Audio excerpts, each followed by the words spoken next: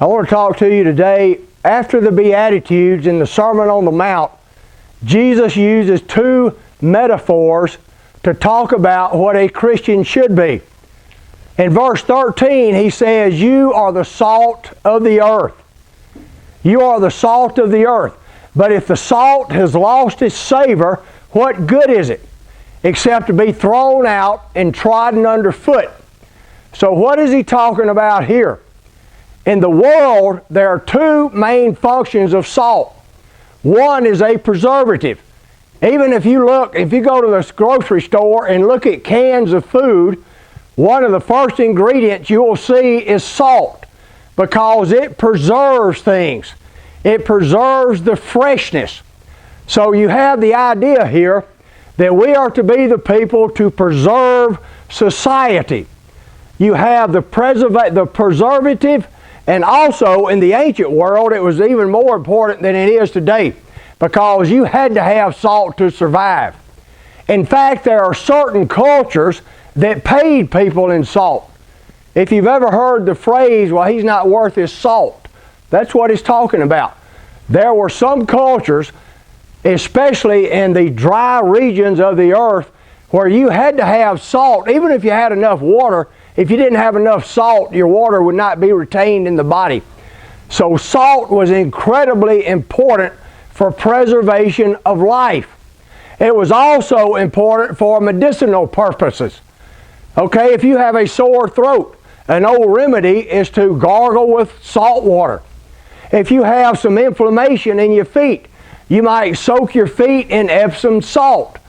There are places around the world that you can go to that have hot water salt baths that help the inflammation or help whatever might be ailing you.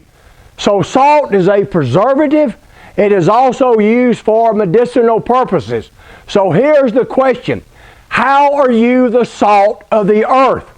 You are to preserve what?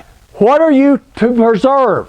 You are supposed to preserve things that are good, things that are righteous, things that are virtuous, things that are lovely, things that are of a good report, as it talks about in Philippians 4:8. You are to be the salt of the earth. When you look at what it's talking about, you think, well, how does that relate into real life? Well, you are to be the preservative of your family. You are to be the salt, the part that gives life to your family, the part that stands for what's good in your family, what's right in your family, what's virtuous. You are to be the salt in your family. You are to be the salt at this school here, to be one of those people that stand for what's good and what's right and what's virtuous. And many of you do. And it makes everything run so much smoother.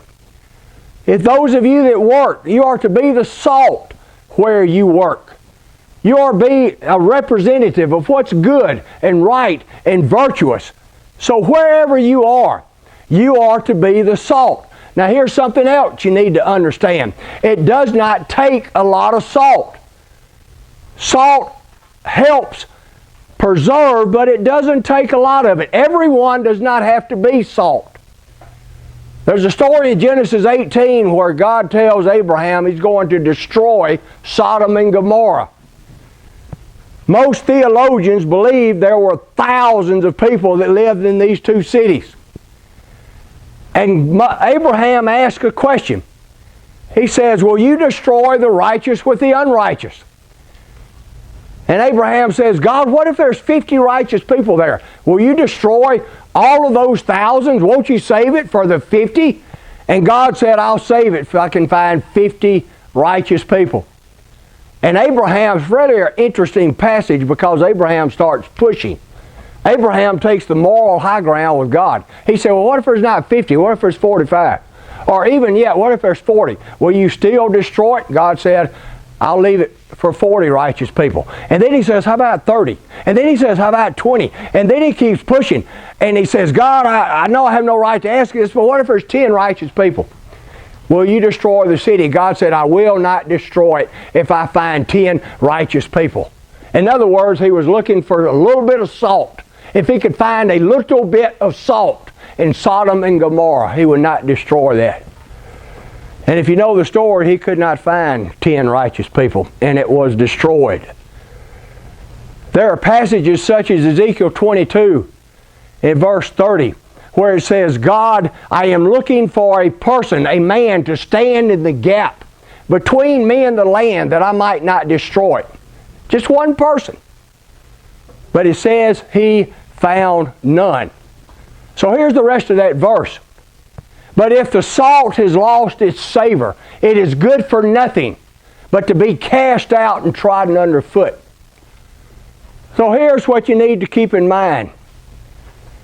You have to be salt, but you also have to do what salt does. There are times you have to stand up. There are times you have to speak up. There are times when you have to show up to do what is good and right and virtuous. Because the Bible says you can be great. It's like I tell you in school, you know, you can be smart as a whip, but if you never say anything, what good's that doing anybody? You can be the most educated, most intelligent person in class, and if you sit there like a knot on a log, you're not adding anything any better than the person that don't have a clue what's going on. And so you have to stand up and be that salt.